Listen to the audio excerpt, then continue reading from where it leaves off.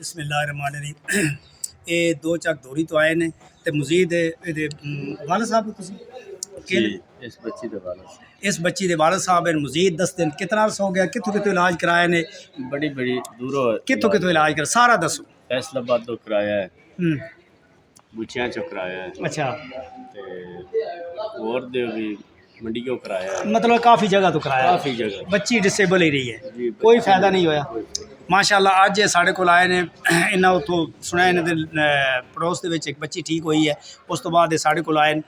तो बच्ची की उम्र तकरीबन कितनी है 4 साल है 4 साल की बच्ची है जो डिसेबल है और इंशाअल्लाह 1000 रुपए की महीने दवाई है तकरीबन 11 महीने का कोर्स इंशाल्लाह तकरीबन इंशाअल्लाह 11 महीने का कोर्स है और इंशाअल्लाह अल्लाह ताला रहम करसी तो ये गुलाब द फुल स्कूल जाया करसी और इंशाअल्लाह ठीक है काका ठीक है बोलती भी कोई नहीं तो इंशाअल्लाह जी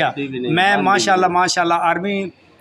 बहुत अच्छी सर्विस की है बहुत ही अच्छी सर्विस की पाक आर्मी के और माशाअल्लाह मैं आर्मी टेक्नीशियन स्कूल मरी हिल्स बाड़ियाँ पढ़ाता भी रहा अलहमदुलिल्लाह उत्थे भी रिजल्ट बहुत अच्छा सी ते अलहमदुलिल्लाह हुण भी बहुत अच्छा वेखो गुलाब दा फुल अज ये छोटी है कल इस वड्डे होना जवान हो जाना तो माँ प्यो असा और माँ प्यो ने जिंदगी च मतलब हमेशा साथ नहीं देंदा क्योंकि दुनिया फानी है तो अल्लाह ताला खैर करे फिर जवान होगा तो कौन संभाला है और अल्हम्दुलिल्लाह इंशाअल्लाह 11 महीने कोर्स है तकरीबन और 11 महीने 1000 रुपए की महीने की दवाई है इंशाअल्लाह ठीक हो जासी तो परेशान नहीं होना जिस धज से कोई मकतल में गया वो शान सलामत रहती है ये जान तो आनी जानी है इस जान की कोई बात नहीं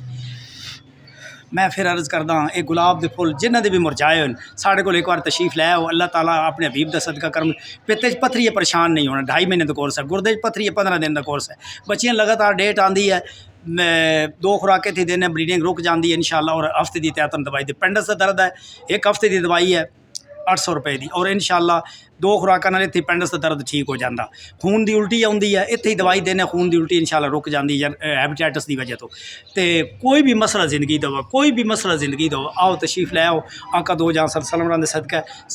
देखो असी सब तो बड़े बदबख्त हाँ कि माँ प्यो का एहतराम नहीं करते सुबह उठते पुछो अम्मी के हाल है अबू के हाल है रात में सौंदे तो उन्होंने खिदमत करके यानी दबा के घुट के उन्होंने खिदमत करके अच्छी चीज़ उन्होंने खिला के समाइए तो दुआवां देन तकदीर अल जन्नता तलक दा मलमात जन्नत मावां दे कदमां च है लेकिन असी वालदैन की इज्जत माँ की इज्जत नहीं करते